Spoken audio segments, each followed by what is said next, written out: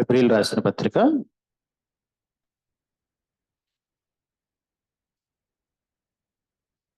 April రాసిన పత్రిక 5వ అధ్యాయము 6వ వచనం. ఏప్రిల్ రాసిన పత్రిక 5వ అధ్యాయము 6వ వచనం. ఆ ప్రకారమే నీవు మెల్కీసెదెకు యొక్క క్రమము చొప్పున నిరంతరము యాజకుడివై ఉన్నావు అని మరి ఒక చోట చెప్పుచున్నాడు. మనకి పాత నిబంధనలో మనకు తెలుసు లేవీల క్రమం చొప్పున యాజకత్వం. అయితే కొత్త నిబంధన యాజకత్వం ఏంటంటే మెల్కీసెదెకు క్రమం చొప్పున నిరంతరము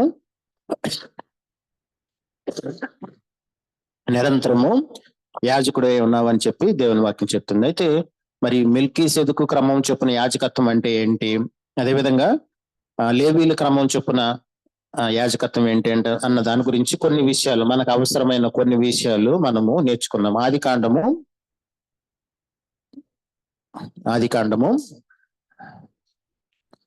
14వ అధ్యాయము 18-19 వచనాలు నేను చదువుతానండి. ఆదికాండము 14వ అధ్యాయము 18-19. మరియు షాలేము రాజు అయిన మెల్కీసెదెకు రొట్టెను ద్రాక్షారసము తీసుకొని వచ్చెను. అతడు సర్వోన్నతుడగు దేవునికి యాజకుడు. మరి ఇక్కడ మెల్కీసెదెకు క్రమము చొప్పున యాజకత్వంలో మరి అతడు మెల్కీసెదెకు ఒక రాజు అయి ఉన్నాడు, యాజకుడై ఉన్నాడు. మనకు తెలుసు లేవీల క్రమం చొప్పున యాజకత్వంలో కేవలము అహరోని సంతతి మాత్రమే యాజకులుగా ఉండటానికి అవకాశం ఉంది.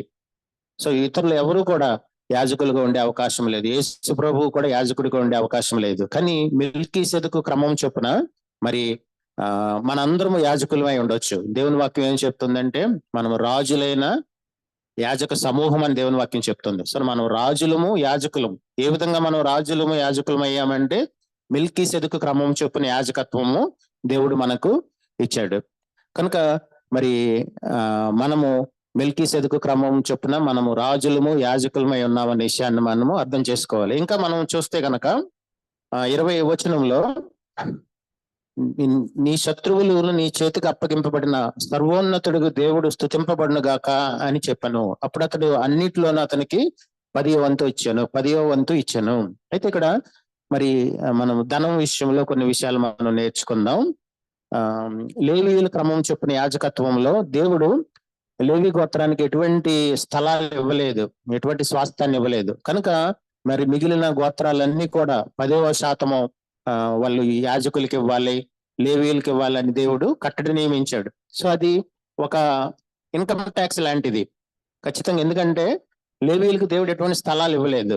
కనుక మరి ఆ స్థలాల బదులుగా వాళ్ళు సంపాదించిన దాంట్లో 10% దేవుడు లేవీలకు ఇవ్వమని చెప్పాడు. అది వాళ్ళ హక్కు. అది యాక్చువల్లీ లేవీల హక్కు. అది లేవీల హక్కు. ఎందుకంటే లేవీలకు స్థలాలు ఇవ్వలేదు కాబట్టి. ఇంకొక విధంగా చెప్పాలంటే మనం గవర్నమెంట్ లో చెప్తే గనక అది ఇన్కమ్ ట్యాక్స్ లాంటిది అనమాట. ప్రతి ఒక్కరు ఇన్కమ్ ట్యాక్స్ అనేది ప్రతి ఒక్కరు కూడా పే చేయాలి. అయితే ఇక్కడ మరి మెల్కీసెదెకు క్రమం చొప్పున యాజకత్వంలో మరి అబ్రహాము 10% ఇచ్చాడు తన ఆస్తిలో, కానీ ఇష్టపూర్వకంగా ఇచ్చాడు. ఇక్కడ బలవంతం లేదు. దేవుని వాక్యం ఏం చెప్తుంది ఏంటంటే మరి కొరింథీయులకు రాసిన పత్రికలో ఒక మాట ఉంది, మీరు హృదయంలో నిశ్చయించుకున్న ప్రకారము మరి సనుగు కొనక బలవంతం కాక హృదయంలో నిశ్చయించుకున్న ప్రకారము మరి ఇవ్వమని అపోస్తలుడైన పౌలు కొరింథీయులకు చెప్తాడు. కనుక మరి ఈ కొత్త నిబంధనలో లేకపోతే మెల్కీసెదెకు క్రమం చొప్పున యాజకత్వంలో మనం ఇతరులకు ఇవ్వాలి. కానీ ఏ విధంగా ఇవ్వాలంటే అది ఇంత శాతం అని చెప్పబడలేదు. కానీ మనము ఇష్టపూర్వకంగా దేవుని చిత్త ప్రకారము, దేవుని యొక్క నడిపింపు ప్రకారము, మనసులో నిశ్చయించుకున్న ప్రకారము మనము ఇవ్వమని చెప్పి దేవుని వాక్యం చెప్తుంది. ఎప్పుడైతే ఆ విధంగా అబ్రహాము ఇచ్చాడో, అబ్రహాము ఆ ధనము మీద ప్రేమ నుంచి అతడు విడుదల పొందినట్టు మనము చూస్తాం. అయితే ఇంకా దీని గురించి మరి ఇంకా ఏం చెప్పబడింది అని చూస్తే కనుక హెబ్రీలు రాసిన పత్రిక 10వ అధ్యాయము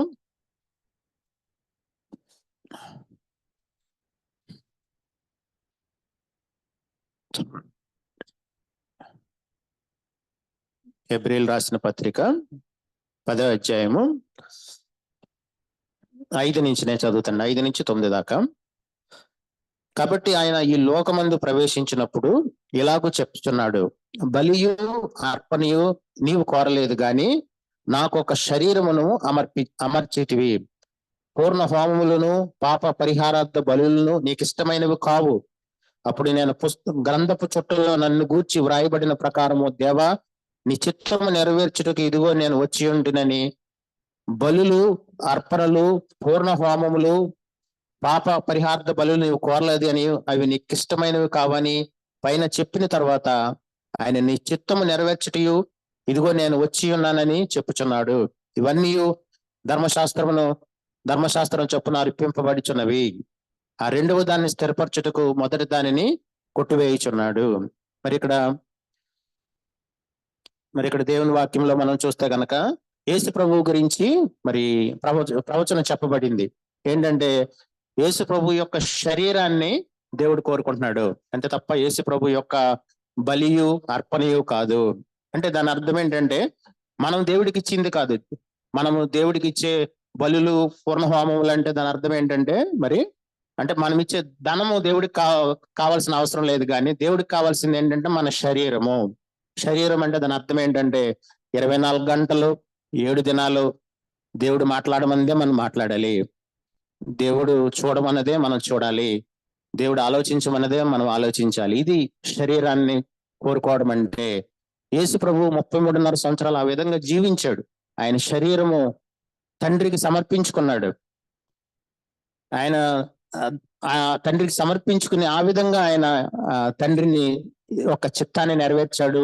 తండ్రిని సంతోషపెట్టే జీవితాన్ని జీవించినట్టు మనము చూస్తాము. కనుక మరి కొత్త నిబంధనలో లేకపోతే మెల్కీసెదెకు క్రమం చొప్పున యాజకత్వంలో మరి ధనము ఎంత ఇవ్వమని చెప్పి అక్కడ రాయబడలేదు, కానీ మరి సంతోషంగా ఇష్టపూర్వకంగా మనం ఎంత ఇచ్చినా సరే దేవుడు యాక్సెప్ట్ చేస్తాడు. అయితే దేవుడికి కావాల్సింది ఏంటంటే శరీరము, ఆయన చిత్తాన్ని నెరవేర్చాలని చెప్పి దేవుని వాక్యం చెప్తుంది. అంటే 24 గంటలు 7 దినాలు మనం చూపులు, మన కళ్ళు ఏ విధంగా చూస్తున్నాయి, మనం ఏ విధంగా మాట్లాడుతున్నాము, మన హృదయం ఏ విధంగా తలస్తుంది, మనం టైం ఏ విధంగా స్పెండ్ చేస్తున్నాము, మనం డబ్బు ఖర్చు పెట్టే విధానం ఏ విధంగా ఉంది, ఇవన్నీ కూడా దేవుడు మన నుంచి ఆశిస్తున్నాడు.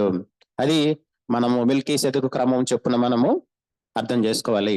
అయితే చాలా సందర్భాల్లో ఓకే దేవుడు ధనం ఇవ్వద్దు అన్నాడు కాబట్టి మనము ఫ్రీ అయ్యాము, ఓకే, కానీ మనము ఆ విధంగా మనము ఇవ్వద్దు అన్నాడని చెప్పి మనం ఏమి ఇవ్వాల్సిన అవసరం లేదా అని చెప్పి ఆలోచించినప్పుడు మరి అపోస్తుల కార్యంలో ఇంకొక మాట కూడా రాయబడింది. అపోస్తుల కార్యాలు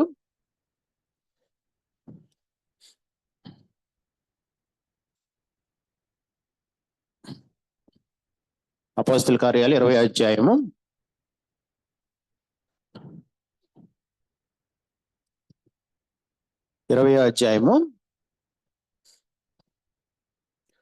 35వ వచనం, మీరును ఎలాగూ ప్రయాసపడి బలహీనలను సంరక్షించవలననియు పుచ్చుకొనుటి కంటే ఇచ్చుట ధన్యత అని ప్రభువైన యేసు చెప్పిన మాటలు జ్ఞాపకం చేసుకునే వాళ్ళని అన్ని విషయంలో మీకు మాదిరిగా చూపితనని చెప్పాను. మరి పౌలు చెప్పే మాట ఏంటంటే యేసు ప్రభు చెప్పాడంట, అది ఎక్కడ కూడా సువార్తల్లో రాయబడలేదు మనకి. మొట్టమొదటిసారిగా మరి పౌలు చెప్తున్నాడు ఏంటంటే పుచ్చుకొనుటి కంటే ఇచ్చుట ధన్యము.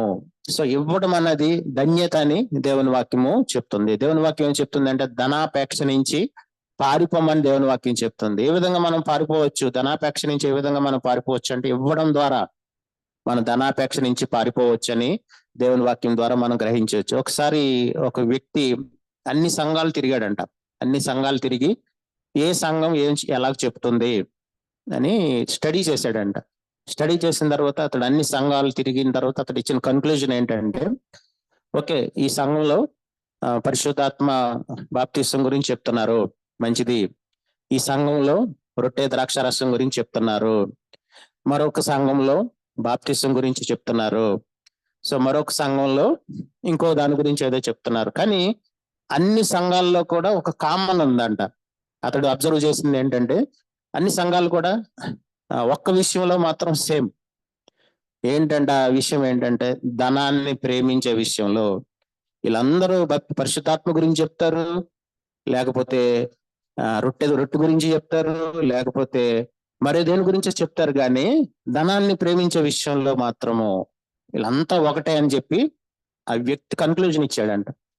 సో మనం కూడా ధనం విషయంలో ఒక రాడికల్ యాటిట్యూడ్ లేకపోతే గనక, ఒక రాడికల్ గా మనం ఉండకపోతే గనక మనం కూడా ఆ స్టేజ్కి వెళ్ళిపోతాం, ఖచ్చితంగా వెళ్ళిపోతాం. ఎందుకంటే దేవుని వాక్యం చెప్తుందంటే ధనం మీద ప్రేమ ఉల్లిపాయ పొరల లాంటిది. మనం ఎప్పుడు కూడా ధనం మీద ప్రేమను జయించానని చెప్పకూడదు, కానీ ధనాపేక్ష నుంచి మనం దూరంగా పారిపోమని దేవుని వాక్యం చెప్తుంది.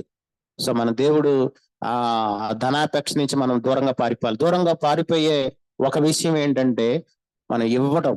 నేను ఇవ్వడం గురించి ఎందుకు చెప్తున్నానంటే మనం పిల్లలకు నేర్పాలి, ఇవ్వడం గురించి మన పిల్లలకి నేర్పాలి. సో ఇవ్వడం సరైన పద్ధతిలో, దేవుడు చెప్పిన పద్ధతిలో మనం ఇస్తే గనక పిల్లలకు దీవెన అవుతుంది. కనుకనే మనం కొన్ని విషయాలు మనము చెప్పాల్సి వస్తుంది. అయితే మనము మొట్టమొదటికి ఇచ్చేటప్పుడు ఎప్పుడు కూడా క్వాలిటీ గివింగ్, మన దేవుని చిత్తానుసారంగా ఇవ్వడం అనేది మనము నేర్చుకోవాలి. పరిసయ్యులు దేవుడికి ఇచ్చేవారు, 10% ఇచ్చేవారు.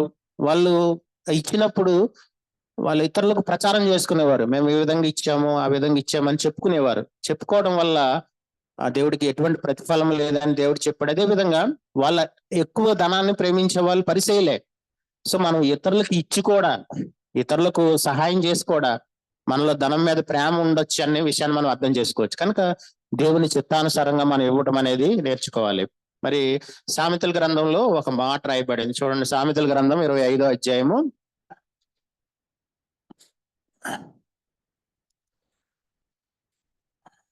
సామెతల గ్రంథం 25వ అధ్యాయము 25:14. 25:14. కపట మనస్సుతో దానమిచ్చి డంబము చేయువాడు వర్షము లేని మబ్బును గాలిని పోలి ఉన్నాడు. ఇక్కడ ఒక వ్యక్తి దానం చేస్తున్నాడు, కానీ అతడు కపట మనస్సుతో చేస్తున్నాడు. సో ఎప్పుడైతే కపట మనస్సుతో చేస్తాడో అది ఎటువంటి వర్షము లేని మబ్బును గాలిని పోలి ఉంది. వర్షం లేని మబ్బు అంటే ఎవ్వరికి ఉపయోగం లేదు. అదేవిధంగా మనం దేవుని చిత్తానుసారంగా కాకుండా మన సొంత ఇష్ట ప్రకారం మనం ఇస్తే గనక అది ఎవరికి ఉపయోగం, మనకు ఉపయోగం ఉండదు, తీసుకునే వ్యక్తి కూడా ఉపయోగం ఉండదు. మనం అనుకుంటాం మనము సరైన వ్యక్తికి మనం సహాయం చేయలేము. కనుక దేవుని చిత్తానుసారంగా మనము సహాయం చేయడం అనేది మనము నేర్చుకోవాలి. దేవుని వాక్యం ఏం చెప్తుందంటే మనం ఇచ్చేటప్పుడు ఒక చేత్తో ఇచ్చింది ఇంకో చేత్తో తెలియకూడదని దేవుని వాక్యం చెప్తుంది. దేవుని చిత్తానుసారంగా ఇవ్వాలి. అవసరాన్ని బట్టి మనం ఇతరులకు ఇవ్వడం అనేది మనము నేర్చుకోవాలి. అయితే ఖచ్చితంగా మనము ఇచ్చేటప్పుడు మనం ఆయన రాజ్య వ్యాప్తి కోసం మనం ఇవ్వాలి. ఎందుకంటే సంఘము ఆయన రాజ్య వ్యాప్తిలో ఉపయోగపడేది ఏదైనా ఉందంటే ఆయన సంఘము. ఖచ్చితంగా మనం సంఘానికి మనం ఇవ్వాలి. కానీ మనకు తెలుసు సంఘంలో మనం ఇవ్వాలంటే మనకి 5 కండిషన్స్ ఉన్నాయి. ఖచ్చితంగా 5 కండిషన్స్ ఫుల్ఫిల్ అవుతేనే మనము కానుక బాక్స్ లో మనకు డబ్బులు వేయాలి. అది ఖచ్చితంగా మనకు ఆ బాక్స్ లో కూడా ఆ కండిషన్స్ ఏంటో కూడా రాసి ఉంటాయి. అయితే ఆ కండిషన్స్ లో ప్రధానమైన కండిషన్ ఏంటంటే అప్పులు ఉండకూడదు. మనము బాక్సులు వేసేటప్పుడు, ధనం బాక్సులు వేసేటప్పుడు ఎటువంటి అప్పు మనకు ఉండకూడదు. అయితే మనం అనుకోవచ్చు మరి పుచ్చుకున్నట్టు కంటే ఇచ్చుటి ధన్యత కదా, మరి నేను సంఘానికి నేను ఇవ్వలేకపోతున్నాను కదా అని చెప్పి మనం అనుకోవచ్చు. కానీ దేవుని వాక్యం ఇంకొక మాట కూడా రాయబడింది చూడండి. కొరింథీయులకు రాసిన పత్రిక, కొరింథీయులకు రాసిన పత్రిక 2వ కొరింథీయులకు రాసిన పత్రిక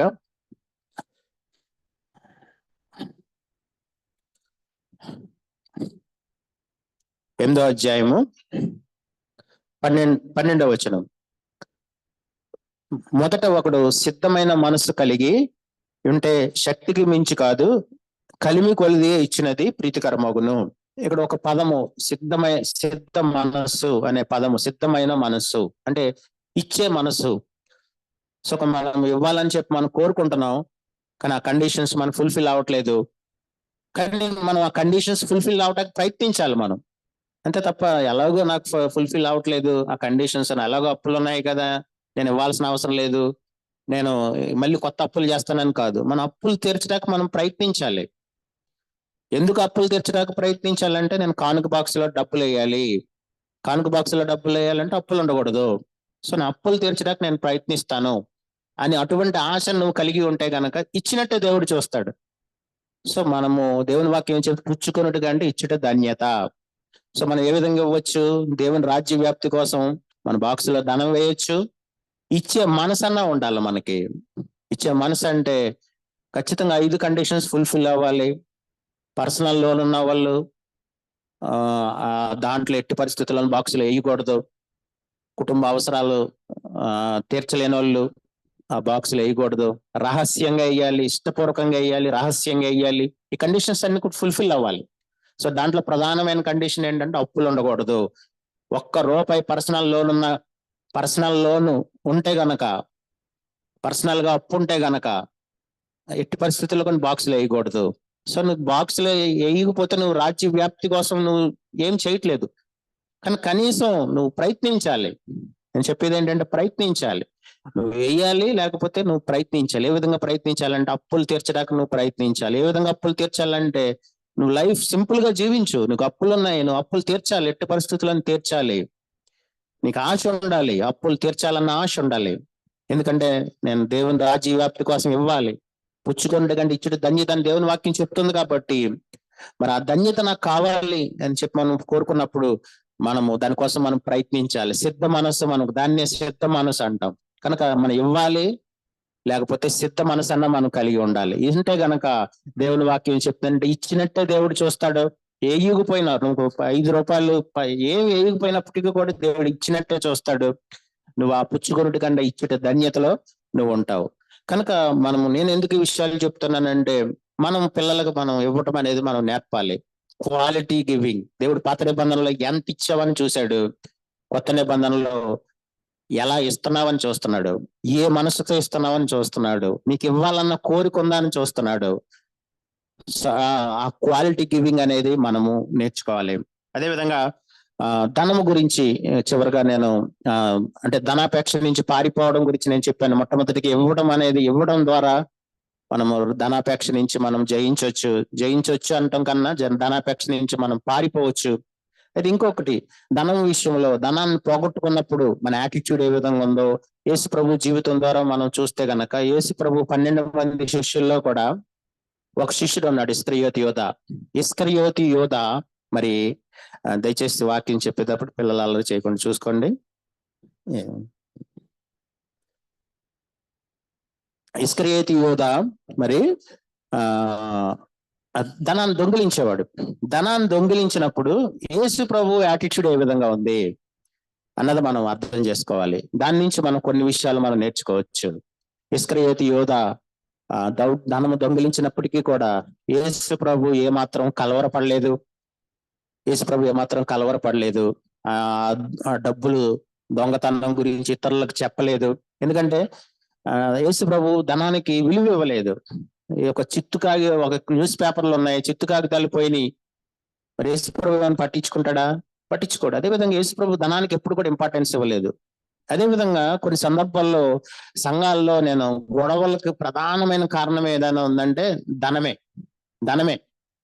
ఒకడు ధనాన్ని దొంగిలిస్తా ఉంటాడు, చూసిన పక్క వ్యక్తి ఎంతో కలవరపడతాడు. ఏంటి దేవుని డబ్బులు దొంగిలిస్తున్నారు కదా అని కలవరపడతాడు. యేసుప్రభు ఆ విధంగా కలవరపడలేదు.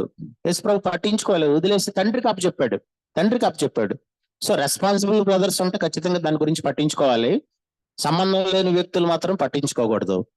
అక్కడ యేసుప్రభు కలవరపడలేదు. కానీ ఇతర సంఘాల్లో చూస్తే కనుక ఎవరో ఒక వ్యక్తి సరిగ్గా డబ్బు విషయంలో సరిగ్గా ప్రవర్తించలేదని పక్కన ఉన్న వ్యక్తి కలవరపడి అది అందరికీ చెప్తాడు. చెప్పడం వల్ల చివరికి ఆ సంఘంలో గొడవలు, కోర్టు కేసులు, దేవుని నామం దూషించబడుతుంది. కానీ యేసు ప్రభు ఏం చేశాడంటే ఇస్కరియోతి యోధ తండ్రికి అప్పచెప్పాడు. అత్యంత భయంకరమైన పాపాల్లో ఒక పాపం ఏంటంటే దేవుని యొక్క డబ్బు దొంగిలించడం, లేకపోతే దేవుని యొక్క డబ్బుని సొంతానికి వాడుకోవడం అత్యంత భయంకరమైన పాపం అది. చివరికి ఇస్కరియోతి యోధ మనకు తెలుసు. ఇస్కరియోతి యోధ చివరికి ఊరేసుకుని చనిపోయాడు. యేసు ప్రభు దేవుని యొక్క ధనాన్ని దొంగిలించి అది ఎటువంటి చావు పొందాడో మనకు తెలుసు. ఊరేసుకుని చనిపోయాడు. కనుక మనం కొంత ఓపిక పెట్టి అటువంటి పరిస్థితులు ఉన్నప్పుడు దేవుడికి అప్పచెప్తే దేవుడే చూసుకుంటాడు. కానీ దేవుడికి అప్పచెప్పరు, సొంతంగా మేము అతడు ధనం విషయంలో సరిగ్గా లేడు, మేము ఫైట్ చేస్తామని చెప్పి కొంతమంది వ్యక్తులు ఫైట్ చేస్తా ఉంటారు. దానిని బట్టి ఆ సంఘంలో గొడవలు వస్తూ ఉంటాయి. ఆ సంఘంలో ఎంతో దేవుని నామం ఎంతగానో దూషించబడుతుంది. కనుక మనము మరి యేసు ప్రభు డబ్బు విషయంలో ఏ విధంగా ప్రవర్తించాడు, మనం కూడా అదే విధంగా మనం ప్రవర్తించాలి. అదే విధంగా మనం కూడా మన సొంత ధనాన్ని పోగొట్టుకున్నప్పుడు మనం ఏ విధంగా మనం జీవిస్తున్నాం, మనం ఏ విధంగా మనము రియాక్ట్ అవుతున్నాం అన్నది కూడా చాలా చాలా ఇంపార్టెంట్. కొన్ని సందర్భాల్లో ఆదివారం వస్తుంది. ఆదివారం వచ్చినప్పుడు కొంతమంది తల్లిదండ్రులు ఆదివారం అనగానే లేటుగా లెగుస్తారు. లేటుగా లెగిసిన తర్వాత కూడా మళ్ళీ ఆ చికెన్ కని చెప్పి వెళ్తారు. వెళ్ళి సంఘం 10 గంటల కంటే చాలా లేటుగా వస్తూ ఉంటారు. ఇవన్నీ పిల్లలు చూస్తూ ఉంటారు. పిల్లలు చూస్తూ ఉంటారు. ఏంటి, అతడికి మనం చెప్పకుండా, ఒక్క మాట చెప్పకుండానే పిల్లలకి మనం చెప్తున్నాం సంఘం అంటే అంత ఇంపార్టెంట్ కాదు, లేటుగా వెళ్ళినా పర్వాలేదు అంత ఇంపార్టెంట్. కానీ అదే తండ్రి ఒక చిన్న కొంత ఒక 1000 రూపాయలు, 500 రూపాయలు పోయింది అనుకో, 1000 రూపాయలు పోయిందానికి ఎంతో వెతుకుతా ఉంటాడు. 500 రూపాయలు ఎక్కడ దొరుకుతుంది, ఎక్కడుందా అని వెతుకుతా ఉంటాడు. లేకపోతే చిన్న బంగారం ఉంగరం పోయిందంటే ఎంతో వెతుకుతా ఉంటాడు. వెతికినప్పుడు పిల్లోడు చూస్తా ఉంటాడు, అమ్మో ఇతను ఆ బంగారం అనేది చాలా ఇంపార్టెంట్, 500 రూపాయలు 1000 రూపాయలు అనేది చాలా ఇంపార్టెంట్ అని మనం ఒక్క మాట చెప్పకుండానే మన పిల్లలకి నేర్పుతా ఉంటాం మనం. సో మన జీవితంలో మనము డబ్బుకి ఏ విధంగా విలువిస్తున్నాం అనేది ఇంపార్టెంట్. డబ్బు మనకు ఒక సేవకుడిగా ఉన్నాడా, ఒక యజమానిగా ఉన్నాడా? ఒక 1000 రూపాయలు పోయిందంటే ఎంతో కలవరపడతాం. అది పిల్లలు చూస్తూ ఉంటారు.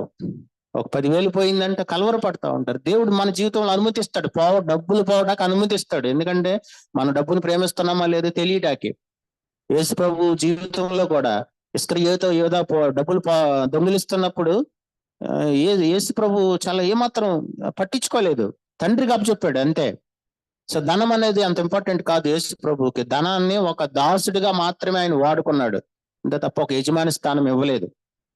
సో మన జీవితంలో కూడా ధనం విషయంలో మనము ఒక రాడికల్ యాటిట్యూడ్ మనకు ఇవ్వాలి. గివింగ్ అనేది ఇంపార్టెంట్. గివింగ్ లేకుండా మనం ధనాపేక్షను మనం జయించలేము.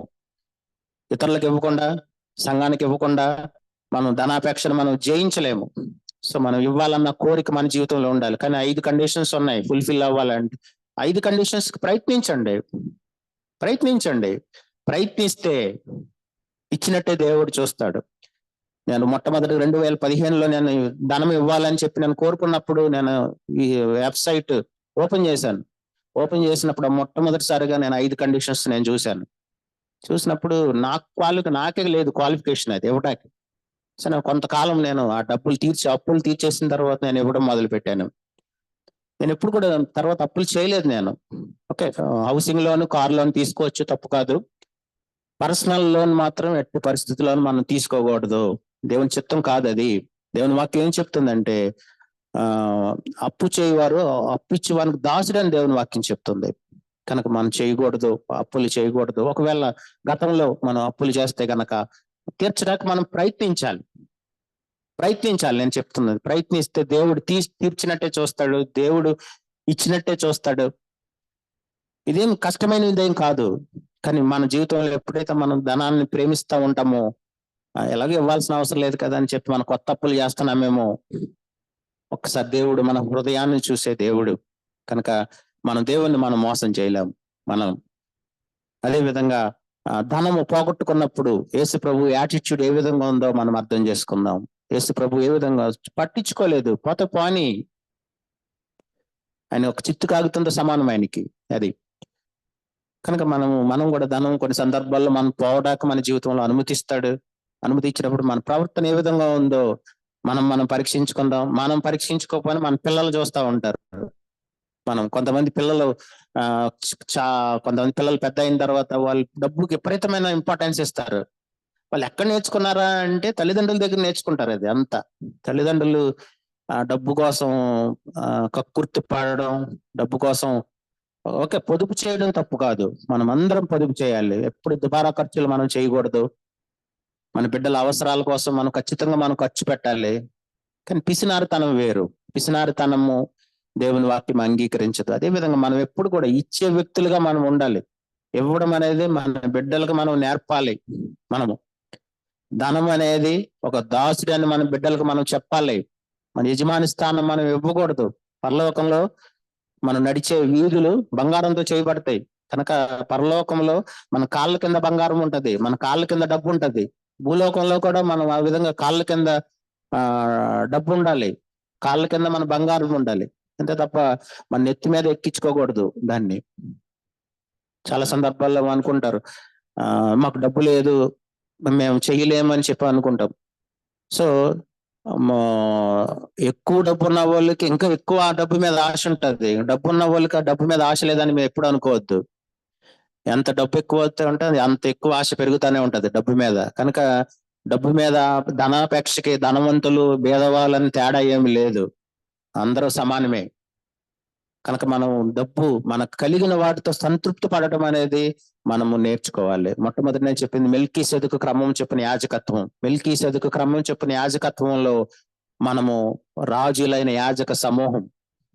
లేవీల క్రమం చెప్పిన యాజకత్వంలో మనం ఎప్పటికీ ఒక యాజకుడు కాలేము, మనం ఎప్పటికీ యాజకుడు కాలేము.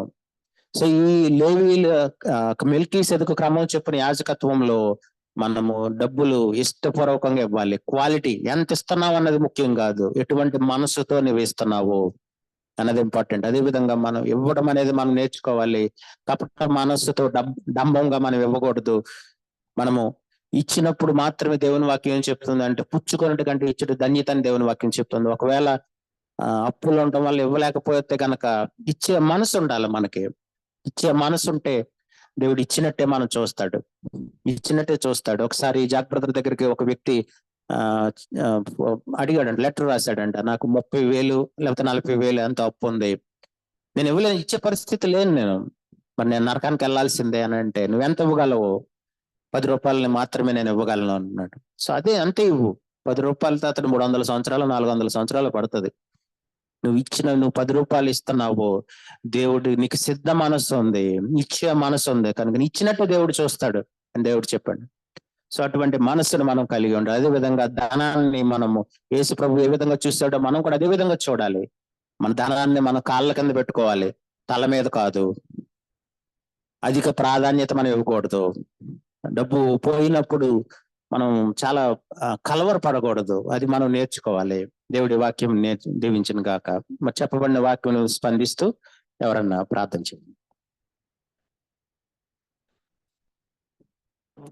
పరమ తండ్రి నీకు వందనాలు, స్తోత్రములు, స్తుతులు చెల్లిస్తున్నాం మా నాయన. ఇక్కడ ఈ యొక్క ఉదయకాలంలో తండ్రి నాయన మీ మాటలను బట్టి స్తోత్రాలు ప్రభా. నా తండ్రి ఈ ధనాపేక్ష కొరకు నాయన ఈ మాటలు తెలియపరిచి